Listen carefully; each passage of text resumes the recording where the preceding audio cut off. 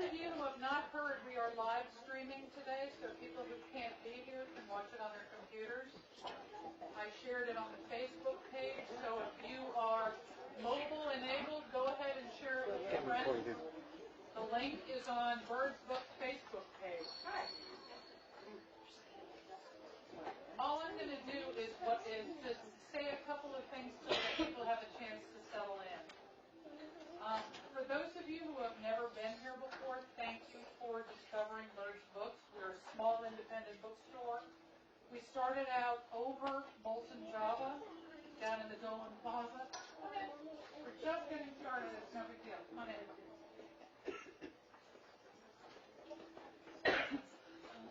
Please excuse my allergies.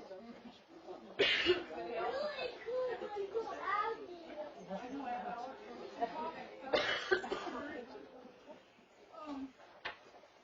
We've been in this location almost 2 years. We obviously sell quite a bit of Connecticut. This is all Connecticut up front. We brought authors into the schools. We had in-store book fairs. We have a huge children's selection with Harry Summer reading, all of that. Small independent bookstores seem to be holding their own, much to the contrary with the larger ones. So we're grateful that you've become a friend of ours. If you've not put yourself on our email list, please do, because it's the only way that we can kind of let you know what's going on. Between that and Facebook, because we're little, those are the two ways for us to let you know what's going on. Eleanor came to me with Meg a few months ago, and we had talked about this for a while, about how to best love and remember our friend. And this was a place that Liz and I got to spend a lot of time together, because we both love children's books. My master's is in young adult literature, and she taught me so much about middle grade books. And I have a fondness for picture books, and I obviously own a bookstore, so we felt like co-conspirators, talking about what was new, and what was interesting, and what would pique an interest, and what would enlighten a child. And I am touched by her friendship, and can think of no better way to talk about Liz than by telling her stories, because Liz's stories was what Liz's loved. And the kids and their reaction to those stories is something tremendously meaningful for me. And so I always felt like we were telling secrets that wait till somebody finds out just how cool this book is. Because there were always new things. And posters would come into the store that I'd pass on to the classroom. And so it was a wonderful relationship based on the written word, among a lot of other things. But also, I can think of no other way to be happy about the things that Liz loved than to read her favorite books. So when there's a lull, I'll throw in my favorite book that Liz and I used to conspire about. But I think Mary Fox is going to read Mr. Peabody's Apples first. Here you are, Mary. Thank you. Turn it fair around. Oh, we can far away. You could do a chair, or you can. There's a podium that you can swing around, or I don't want to stand.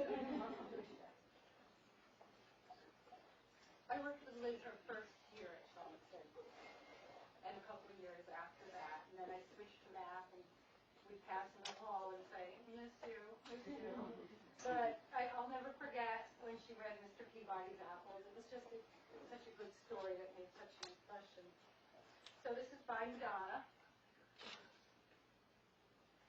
and it's based on an old story that she had learned from somebody. Welcome to Hatfield.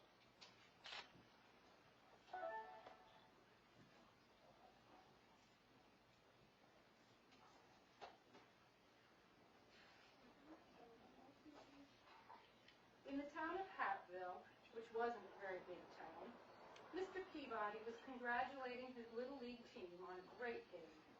They had not won, but no one really cared, because they had such a good time playing. Mr. Peabody was the history teacher at the local elementary school. And in the summertime, he dedicated every Saturday to organizing baseball games with other schools. Billy Little, who wasn't a very big boy, was one of Mr. Peabody's students. He loved baseball more than anything, and he thought Mr. Peabody was the greatest. After each game, he would always stay to help pick up all the bats and balls. And when they were finished, Mr. Peabody would smile and say, "Thanks, Billy. Good job. I'll see you next Saturday."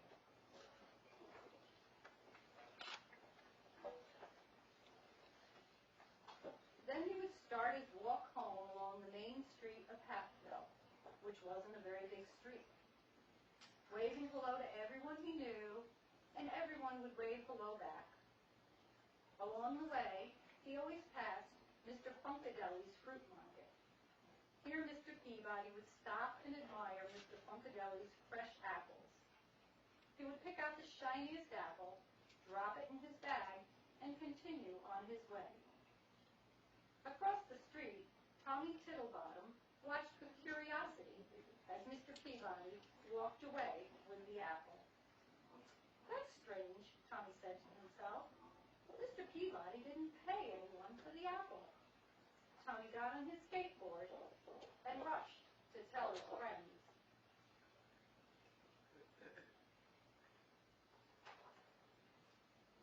The following Saturday, Mr. Peabody's team played another game, and they lost, as usual. But no one seemed to care because they had such a good time playing. Billy picked up the balls and bats, and Mr. Peabody set off on his walk home. He waved to everyone he knew, and they waved back. Once again, he stopped outside Mr. Funkadeli's fruit market, picked up the shiniest apple, dropped it in his bag, and continued on his way. Across the street, Tommy Tittlebottom and his friends watched Mr. Peabody, and they were amazed at what they saw. Mr. Peabody had not paid for his apple. They couldn't wait to tell all of their friends, who told their parents, who told their neighbors, who told their friends in the town of Hatfield, which wasn't a very big town.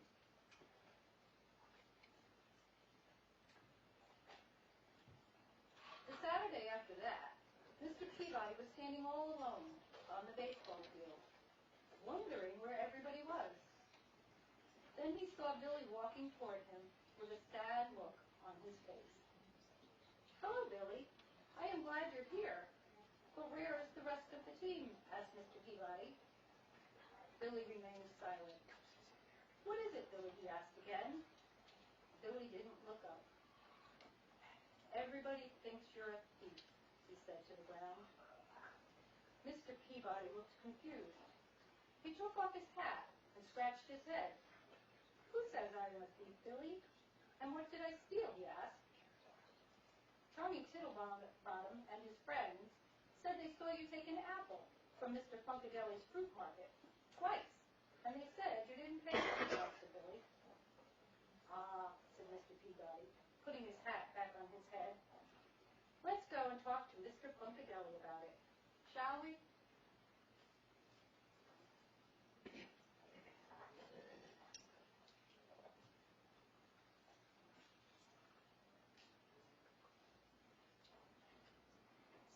They walked down the main street, which wasn't a very big street, and Mr. Peabody waved to all the people he knew. But now some of them did not wave back, and some pretended they did not even see him. They finally arrived at Mr. Funkadeli's fruit market. Out popped Mr. Funkadeli, who said, "Hey, what are you doing here, Mr. Peabody? Why aren't you at the game?" "There wasn't a game today," said Mr. Peabody, "and I was wondering if I could take my apple earlier than usual." "Sure, why not?" replied Mr. Funkadeli. "You pay for them every Saturday morning when you pick up your milk. You can take them when you like. You want the big shiny one, Mr. Peabody?" Mr. Peabody took his apple, smiled, and offered it to Billy. "I would like to take the apple, Mr. Peabody, but I have to go and find Tommy and explain everything," said Billy. When you find him, ask him to come over to my house.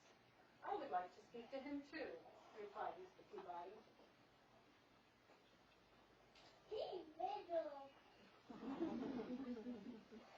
A little while later, Billy found Tommy and told him what had happened with the apples.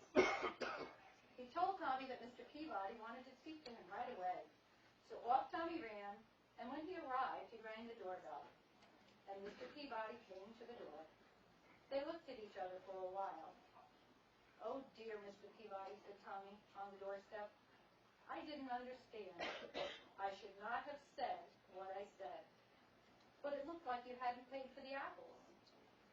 Mr. Peabody's eyebrows went up a little, and he felt a warm breeze blow across his face. "It doesn't matter what it looks like. What matters is the truth." Tommy looked down at his shoes and said, "I am so sorry. What can I do to make things better now?" Mr. Peabody took a deep breath, looked up at a small cloud that was in the sky, and said, "I'll tell you what. Meet me at the baseball diamond in 1 hour and bring a pillow stuffed with feathers." "Okay," said Tommy, who then ran off to his house to get a pillow.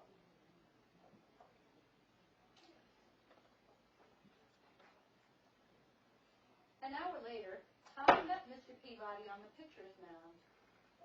"Hello, Tommy," said Mr. Peabody. "Follow me and bring your pillow." Tommy followed Mr. Peabody to the top of the bleachers, wondering what this was all about. "It's a windy day, isn't it?" asked Mr. Peabody when they reached the top. Tommy nodded his head in agreement. "Here is a pair of scissors. Now cut the pillow in half and shake the feathers out." Tommy looked confused, but did it anyway. He thought it was a small price to pay to gain Mr. Peabody's forgiveness. The wind carried the thousands of feathers far and wide.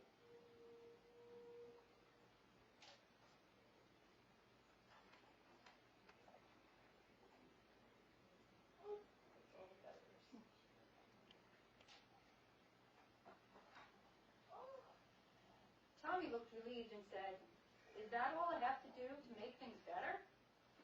"There is one more thing," said Mr. Peabody.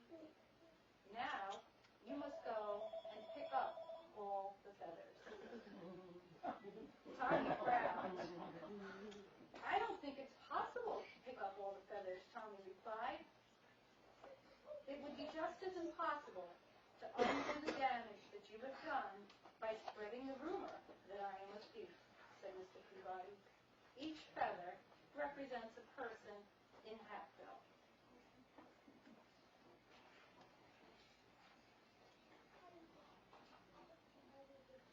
There was a long pause as Tommy began to understand what Mr. Peabody was saying. Finally, he said, "I guess I have a lot of work ahead of me." Mr. Peabody smiled and said, "Indeed you do. Next time, don't be so quick to judge a person, and remember the power of your words." Then he handed Tommy the shiny red apple and made his way home.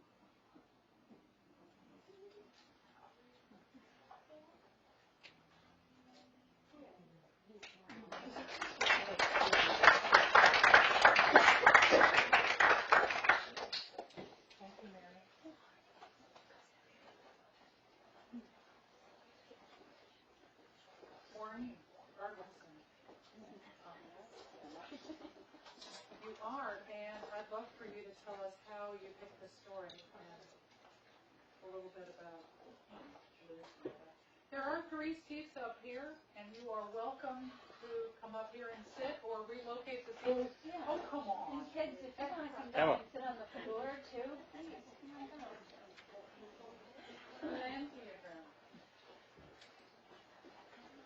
Hey, keep in mind, people are going to walk in this way.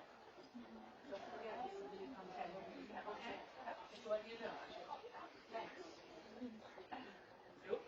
You can't sit there? Nope. Handicap access. My name is Maureen Arvidsson. I taught in Bethel up until 2 years ago. I retired.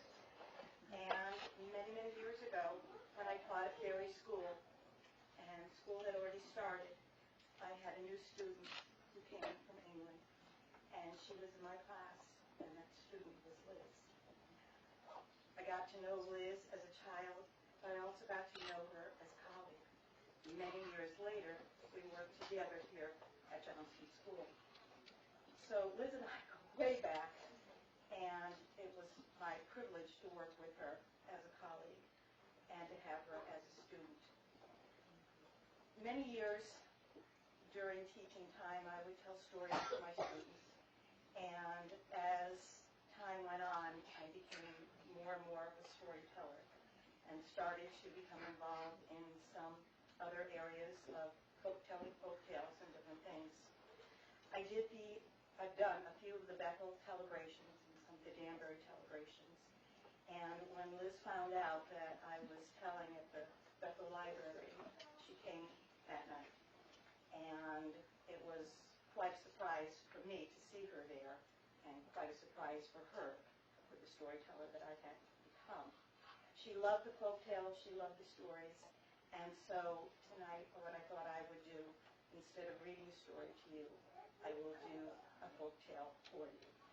And the name of the folk tale is The Little African Pig.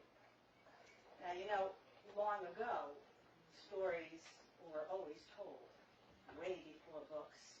They didn't have books. People would tell stories, and they would pass them on from generation to generation. They would tell them stories to let them know about things in the world and things that were going on. So we're going to take a quick trip to Africa. And we're going to pretend that the elders are telling the tales to the children. And they tell the tales under a huge acacia tree. And one of the stories might go something. A long time ago, when animals could talk, there was this little pig. He was really tiny. And he was so cute, his little pig pig. And you know what his name was? It was Porky. Yeah. And Porky, he loved to play. Yeah. He did. He had his favorite spot. And it was deep in the woods in the forest. And it had lots of trees and a beautiful pond and big rocks. He would run around those trees. He loved to play hide and seek. First he would hide, and then he'd find himself. It was really hard to do. He would climb up on top of a big rock and say, "I am king of the mountain." But there was nobody to hear him. And then he'd run over to the pond. Now the pond was very, very cold. And he wanted to go into the water, but it was so cold. So he'd run up to the pond, and he'd put his toe in. Not today. Too cold. Well, you would think that everything would be just so perfect for this little pig. However, there was Hyena. Oh, Hyena was a mean animal. He liked to sneak up on Porky. And when he was close to the pond testing that water, why, that hyena would push him right into that water. One day, while Porky was playing, and he was near the pond, that's exactly what the hyena did. He ran up behind him, and he took his hands and he shoved him into that water. Oh, it was so cold, and the hyena was so happy what he had done. It wasn't very nice. And he laughed. At the poor pig. And Porky got out of the water, and he was not happy. He was really, really angry. And he said, "Hyena, I'm going to get you for that." "Oh, really?" said the hyena. "Hey, what are you going to do? You're just a little pig."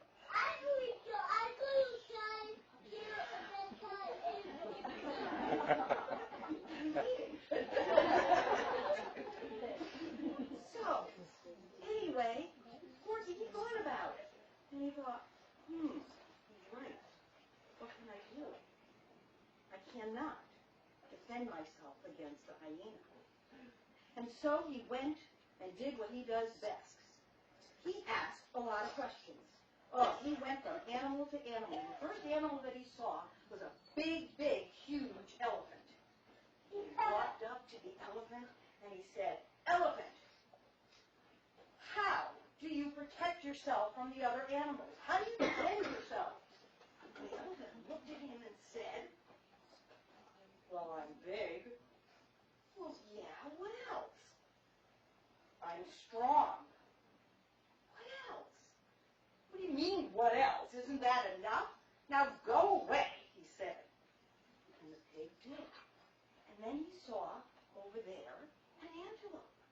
And he went over to the antelope and he said to him, "Antelope, how do you defend yourself?" And the antelope looked at the pig and he said, "Do you want me to show you?" And he put down his head. And he had two very long horns. And he started to move his leg. And he looked like he was ready to charge. And Porky said, "Oh, that's okay. I think I know how you can defend yourself. Besides, I see Zebra over there. He's my friend. He's my bud." So he ran over to where the zebra was. Well, the zebra saw him coming, and he wasn't too happy because this curious little pig asked just way too many questions. And he said, "How do you defend yourself?" And the zebra looked at him and said, "I can run as fast as the wind." And he's gone. Well, the pig just didn't want to give up, and he went to every single animal and said, "How do you defend yourself? How do you defend yourself? How do you defend yourself? How do you do it?" Well, the animals were really getting tired. And one day, when the pig was off by himself, the animals held a meeting, and they said, "I've had it with all these questions that the pig has been asking. We have to do something. I say we chase him out of the forest." Yeah! That's what the elephant wanted to do, chase him out of the forest. And the zebra said, "Oh, no, he'll just come back. I know what we should do. We should stomp on him and squish him like a leaf." "Well, that's not very nice," said the elephant. "Well, but not nice."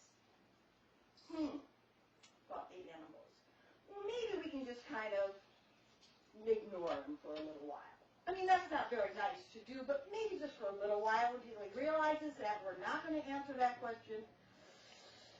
Oh, yeah, we'll sort of pretend he's invisible." "Huh. Well," said the zebra, "still think we should squish him like a leaf." Well, just then, guess who came? Porky. He did. And he saw them all talking. And he said to them, "Hey, guys, what are you talking about?" Nobody answered. I said, what are you talking about?"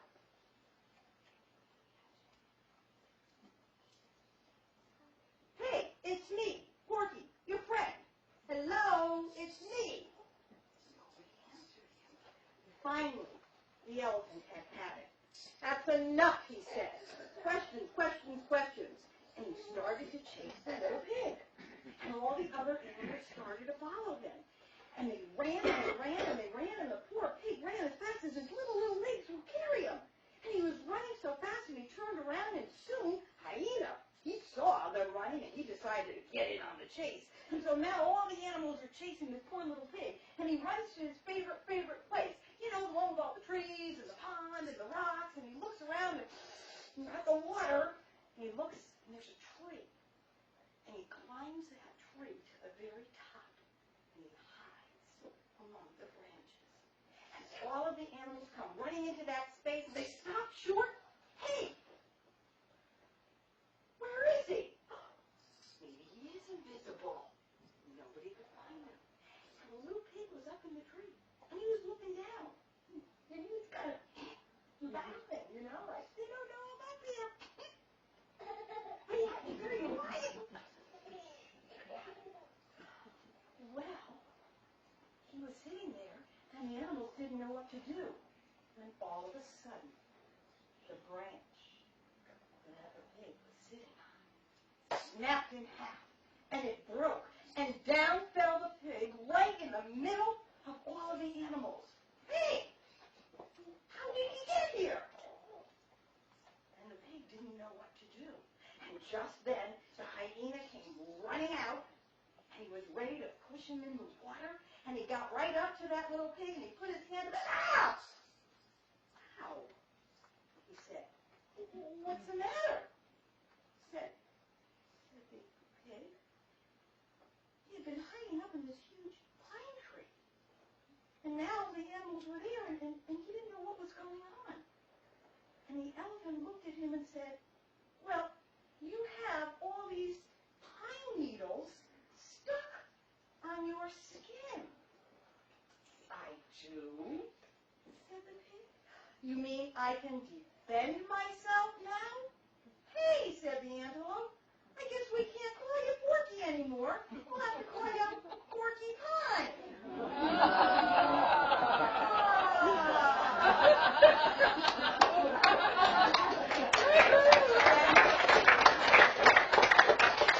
And so today, in Africa, live porcupines. Stay away, because they know how to defend themselves.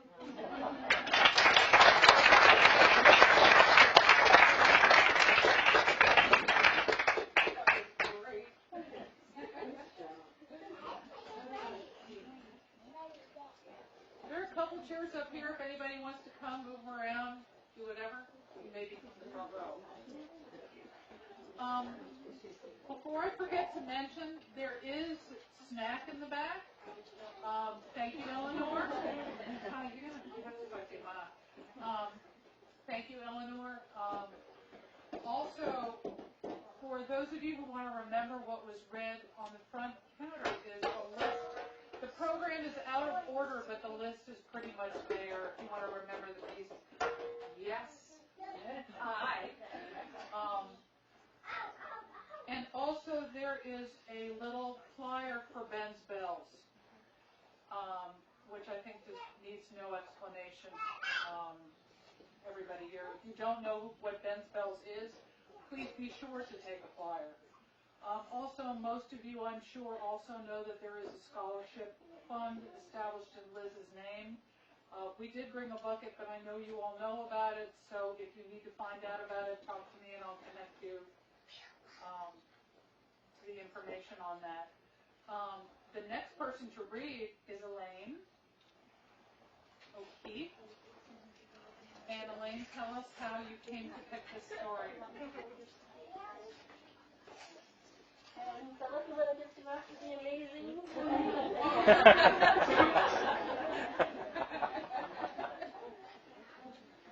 So I chose Each Kindness because this was Liz and I's favorite book to start off our classroom community classroom together, and it also jump-started the Kindness Campus at school, at Johnson School.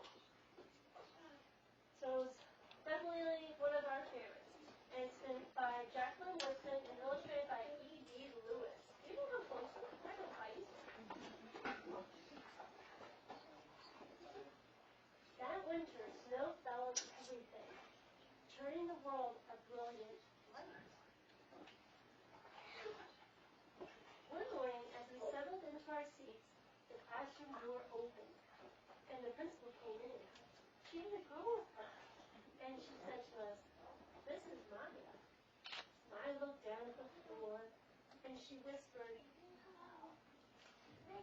We all stared at her. Her coat was open, and her clothes beneath it looked old and ragged. Her shoes were spring shoes, not meant for the snow. A strap on one of them was broken. Our teacher, Miss Albert, said, "Say good morning to our new student." But most of us were silent. The only empty seat was next to me. That's where our teacher put Maya. And on that first day, Maya turned and smiled at me. I didn't smile back. I moved my chair, myself, and my books a little farther away from her. When she looked my way, I turned to the window and stared out in the snow. And every day after that, when Maya came into the classroom, I looked away and didn't smile back.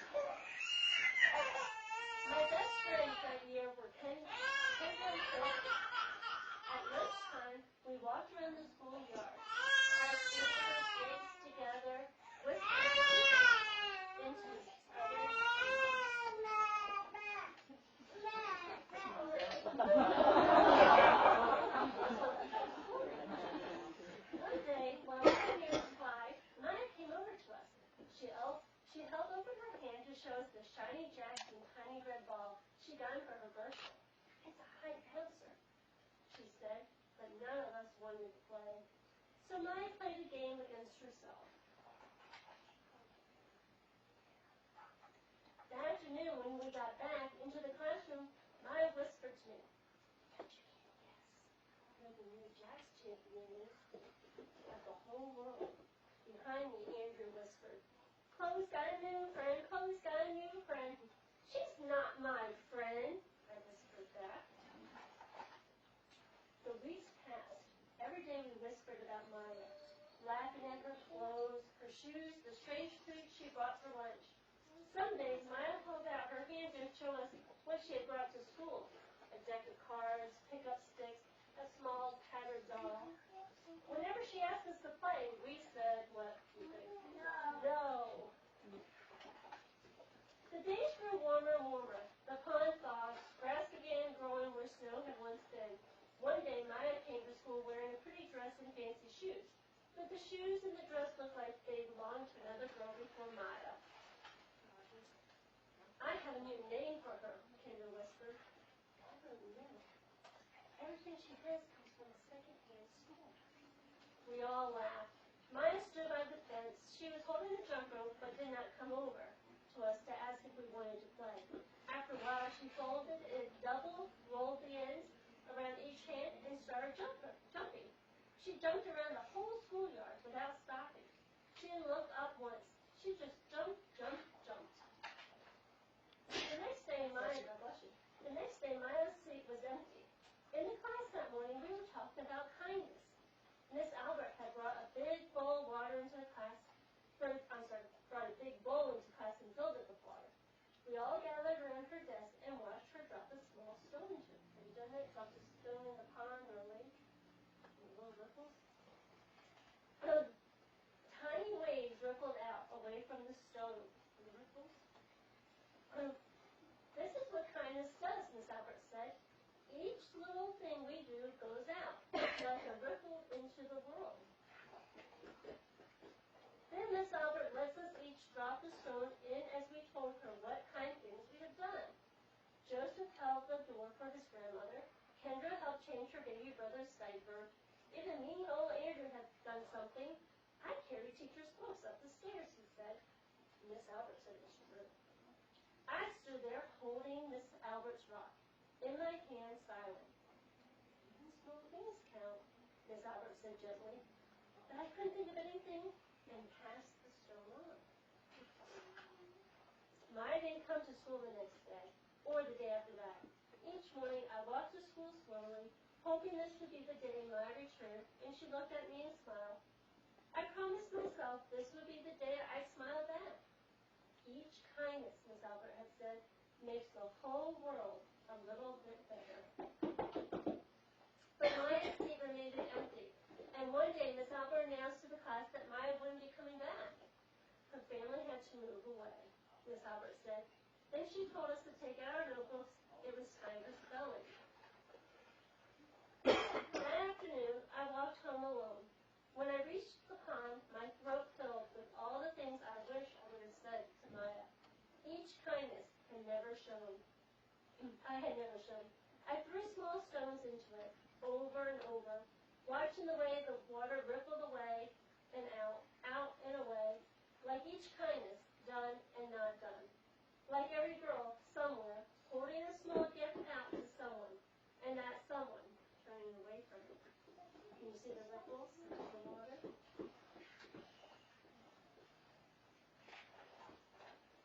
I watched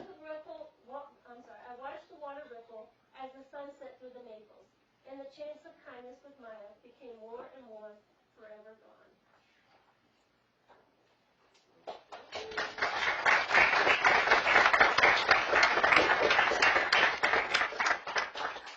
Thank you. We're going to get a new book. Is Betty Gore here? Betty, are you ready to read the Giving Tree? And be sure to tell us why you picked that book. Why you picked the book. I was asked to read. Get a sign. And for a sign. Oh, come on. Do you know why? Anybody here know why? Eleanor?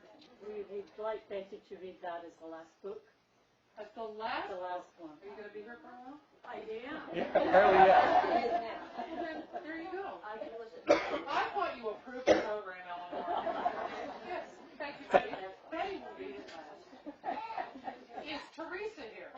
There you go, Teresa. Perfect timing.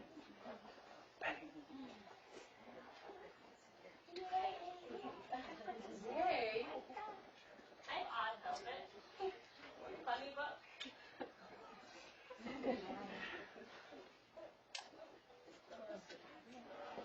Oh, you're such a good girl.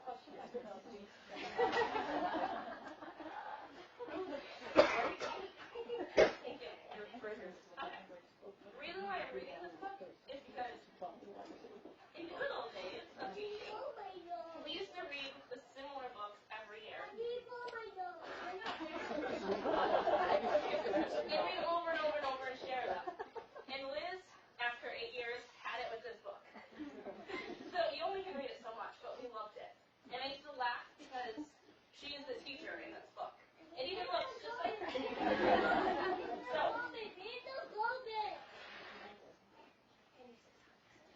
sorry. Okay. On the first day of school, Velvet's classmates brought their teacher cinnamon tea, lace handkerchiefs, and heart-shaped boxes of potpourri.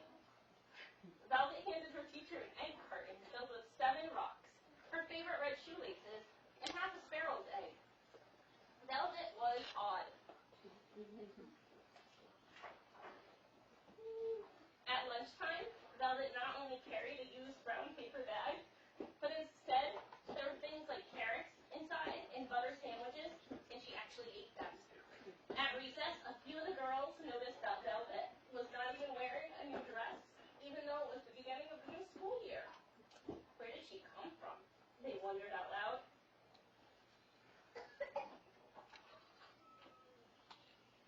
All of this strangeness did not stop after the first day of school. In fact, it got worse. Velvet brought a milkweed pod for show and tell. Luckily, 3 of the girls brought in a talking doll, a wedding doll, and a crying doll to save the day. Velvet's nose was freckled. She had a pack of 8 crayons. Her sweater once belonged to her older sister, and nothing was right about her. Although everyone was polite to her, no one was silly enough to pick Velvet for her partner play or to walk home with her after school. No one wanted to be different the way Velvet was different. On the day of the school field trip, the children were laughing and calling each other by their nicknames. Someone called out, "What's your nickname, Velvet?" And got quiet as Velvet looked around. "I don't have one," she said.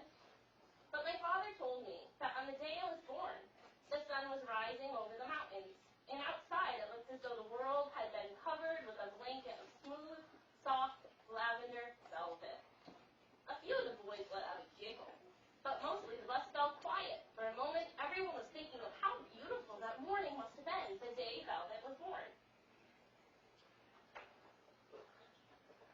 The following week, a school drawing contest was announced. There was no question who the winner would be.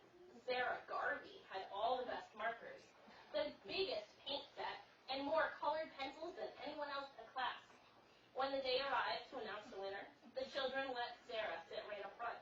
No one was more surprised than her when the teacher called out Velvet's name. Velvet had drawn an apple. "It's just a piece of fruit," Sarah protested. Everyone stared at the picture. "It looks so real. I would like to eat it," someone said. "It seems like you could pick it up," another child added. Sure enough, with just her 8 crayons, Velvet had drawn the most beautiful apple the children had ever seen. Little by little, things that Velvet said and the things that Velvet did began to make sense. The teacher had Velvet speak for 2 whole days about her rock collection. She even had ashes from the real volcano. Still in the day she handed out invitations to her birthday party, the whispering began. "I bet her house is old and dark," Sarah said. The thought of going to Velvet's house made everyone feel a little uneasy. Velvet lived in a tiny house at the end of a long road. There was no jungle gym or tetherball, just an old swing hanging from a big old tree. At the door, Velvet's mom and dad politely asked the children in. There were no birthday magicians or wizards, not even a clown, but they got a turn on Velvet's castle. The royal subjects painted their faces and put glitter in their hair. They jumped high into the bed. It is the blanket made of a moat. Velvet's sister made each of them golden crowns with colored jewels. They took turns wearing Velvet's royal cloak, which used to be a bed cover. They played cards and shot marbles. Velvet even showed them how to draw beautiful apples. On the last day of school, Velvet's classmates brought their teacher handfuls of flowers and cards that they had made, an impressive collection of nice-looking rocks. Velvet was different, but maybe she wasn't so odd after all.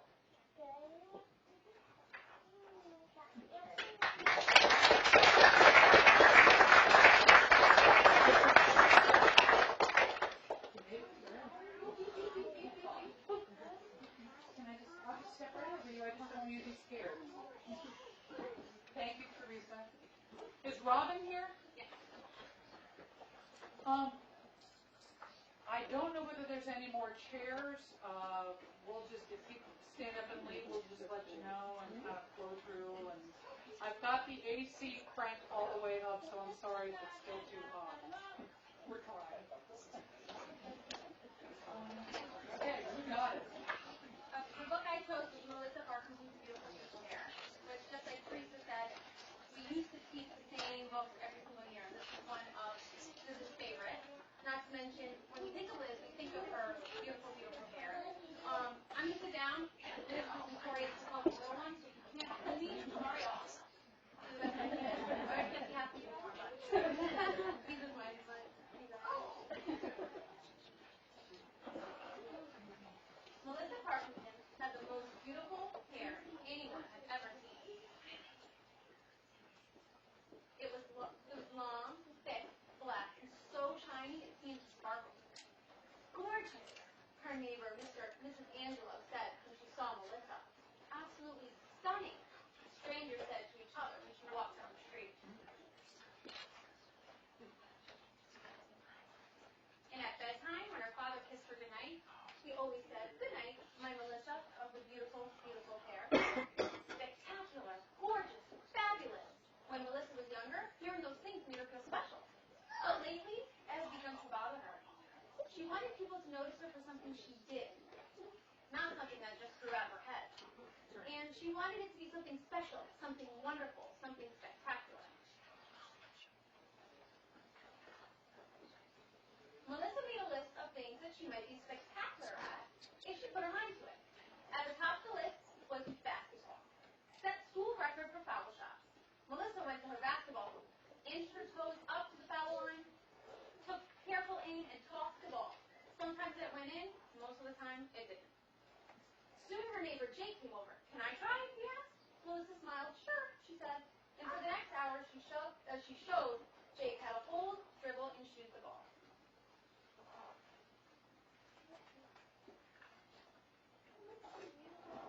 Every day after school, Melissa went out to practice, and every day Jake came over.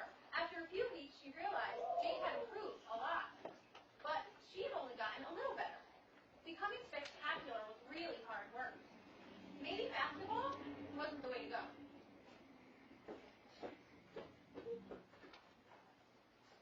Melissa looked at her list. Under basketball, she had written art. Make pictures good enough for a museum. She got colored pencils and a pad of paper and went to draw the maple tree in her backyard. She studied it for a long time. Sketched, erased, and sketched some more. Then Jake's little sister, Maddie, appeared with a pad of paper and a box of crayons. Mom said, "Can I draw with you?" "My mom said I can draw with you, if you say it's okay. Can I, Melissa?" Melissa smiled. "Sure, Maddie. I'm drawing that tree. What do you want to draw?" Maddie thought for a minute. "A kangaroo," she said. "Can we draw a kangaroo, Melissa?" "It would be easier if I were at a zoo," Melissa said, "but I'll try." And before long, Maddie was asking for monkeys, elephants, poetry sat half finished in her lap. The next few days it was the same. Melissa drew for a while, then Maddie showed up, asking for squirrels, tigers, and woodpeckers. Maddie was easy to please, but Melissa knew these pictures would never hang in a museum. She sighed and wondered if she would ever become spectacular at anything.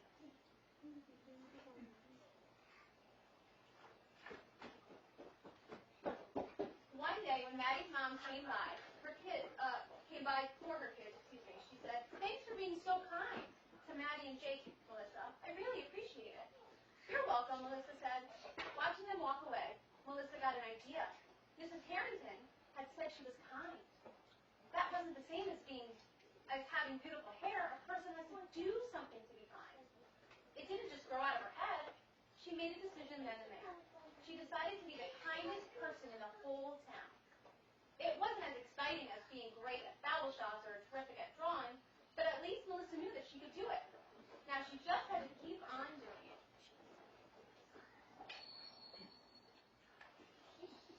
She swept the kitchen floor for her mother.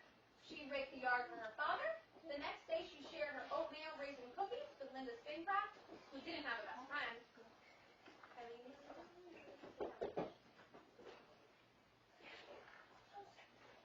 When Nathan Firetag got hurt during recess, Melissa cheered him up with knock-knock jokes. On the bus ride home, she helped Rhonda Dilks study for a spelling test. She helped Maddie ride her bike without her training wheels. She carried Mrs. Angela's groceries in from the car. She wrote a letter to her cousin Sarah, who had broken a leg. For the next few weeks, Melissa was kind to lots of different people. And for a little while, she forgot about her hair. Then one day at the mall, Melissa saw a sign at Bernice's beauty salon. They wanted people to donate their hair to kids who needed wigs. Melissa was reading the sign a second time when a woman walked by. "You have such beautiful hair. You're not thinking about cutting it, are you?" Right then, Melissa knew. She wasn't thinking about it. The part of her that wanted to be noticed for something she did, rather than something that grew out of her head, had already decided. "Mom," she called to her mom, who had walked a little ahead. "I want to do this." Her mother read the sign and asked, "Oh, Melissa, are you sure?" "Yes," said Melissa. "I'm 100% positively sure." Bernice washed Melissa Parkinson's beautiful, beautiful hair, dried it, put it in a ponytail, and cut it off.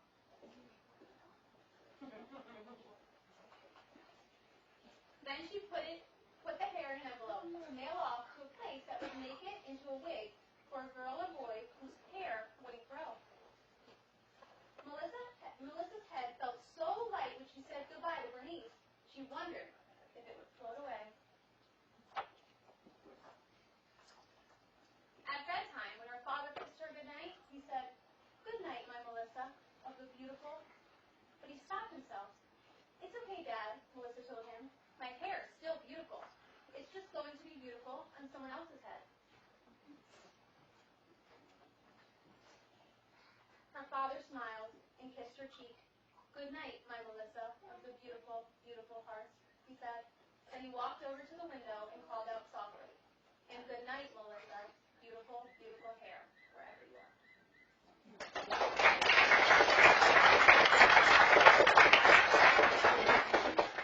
I'm not going to climb all over everybody anymore, so I'll just introduce Shannon, Shannon? Your turn. Yay, Shannon!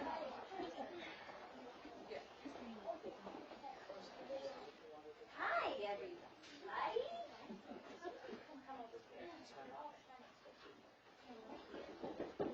You two little people. Who are mine? I first met Liz because she was the teacher of my son Brody, and I fell in love with her instantly and sort of stalked her until she was my friend. When I was asked to read a story, I have some major decision-making issues and I can't ever make a decision because I always am trying to second-guess what would be the best one. I had a million different titles that I wanted to read, and every time I put Snatch-A-Book, which is one of my little guy's favorite books. I kept putting it away, and it would appear. And I would put it away again, and I would find it someplace else. So I figured it was a sign. So this is the book that I'm reading. The Snatch-A-Book. It's by Helen Docherty and Thomas Docherty. It's called The Snatch-A-Book, Who's Stealing All the Stories? And I know she would love this story. Ready? All right.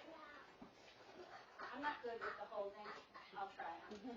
One dark, dark night in Burrow Down, a rabbit named Eliza Brown found a book and settled down when a Snatch-A-Book flew into town.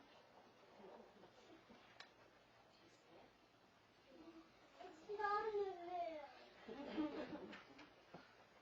In every house, in every bed, a bedtime book was being read.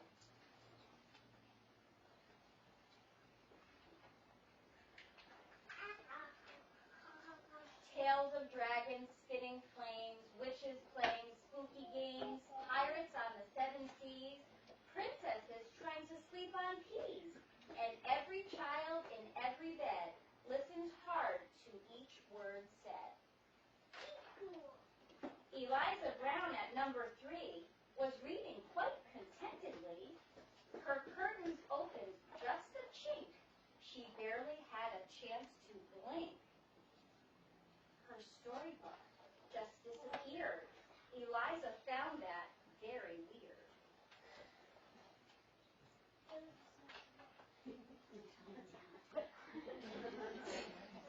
We've read this many times. The little owls on Mommy's lap were quite surprised to hear a tap against their bedroom window glass. Tap, tap. The noise came really fast. Before they even looked around, the book was gone without a sound. The wind blew wild across the sky. The smallest squirrel heard a cry. "What's that?" she whispered to her dad. But then, and this was really bad, before they had a chance to look, she lost her very favorite book. The squirrels. And so it went, night after night. Books disappeared from left to right. 5 books here and 6 books there. The shelves began to look quite bare. In Burrow Down, the rumor spread of book thieves under every bed. Eliza Brown at number 3 was keen to solve the mystery. She planned one night to lie in wait and use a pile of books as bait. Long hours passed without a peep. She'd nearly fallen fast asleep, when suddenly Eliza heard a flap of wings. A bat? A bird? Eliza saw a shadow loom, enormous, right across her room. What kind of monster could it be? Eliza thought, "You don't scare me." And yet her heart was beating fast. She'd have to face the thief at last. She threw the window open wide and shouted to the thing outside, "Stop stealing all our books right now. Just give them back. I don't care how." "I'm sorry," came a little voice. "I really am. I had no choice." Eliza looked down in surprise. She couldn't quite believe her eyes. "So who are you? And what's your name?" The creature hung its head in shame. He mumbled with a mournful look, "I'm just a little Snatch-A-Book." Oh, it's so cute.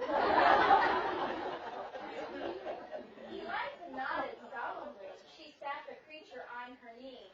"You can't just come and help yourself to every book on every shelf." A tear rolled from the creature's eye, and softly he began to cry. "I know it's wrong, but can't you see? I've got no one to read to me." Eliza sighed. He looked so sad. If he just had a mom or dad to read him stories every night, well, then he might behave all right. That very night, they hatched a plan, and so the Snatch-A-Book began to give back all the books he picked. Eliza Brown was very strict. Then, trying hard to prove himself, he stacked them neatly on each shelf.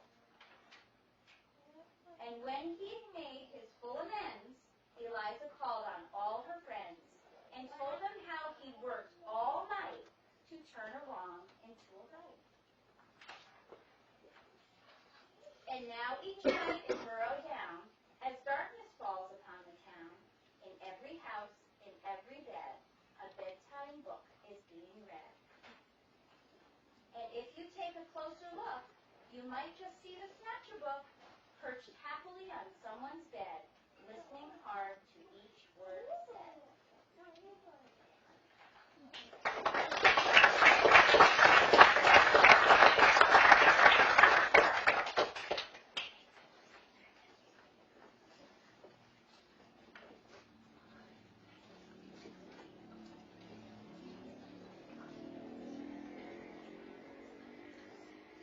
My turn. Liz and I always talked about taking picture books that were actually designed for younger ones and turning them into writing prompts in the classroom. And I don't know whether this book made it into the classroom, but it certainly made it into a place where we used to laugh about this book all the time. So this was one of my favorites that became one of her favorites, and so I want to share it with you. It's called The Day the Crayons Quit. Yeah, did you guys heard of this?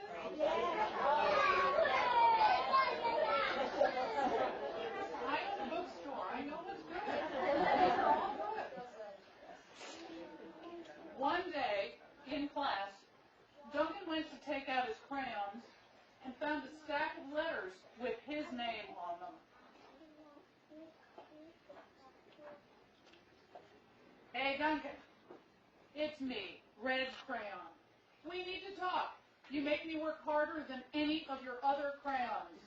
And all year long, I wear myself out coloring fire engines, apples, strawberries, and everything else that's red. I even work on holidays. I have to color all the Santas at Christmas, all the hearts on Valentine's Day. I need a rest. Your overworked friend, Red Crayon. Dear Duncan, all right, listen. I love that I'm your favorite crayon for grapes, dragons, wizards, hats, but it makes me crazy that so much of my gorgeous color goes outside the lines. If you don't start coloring inside the lines soon, I'm going to completely lose it. Your very neat friend, Purple Crayon. Dear Duncan, I'm tired of being called light brown or dark tan because I'm neither. I am beige. And I am proud. I'm also tired of being second place to Mr. Brown Crayon. It's not fair that Brown gets all the bears, ponies, and puppies, while the only thing I get are turkey dinners if I'm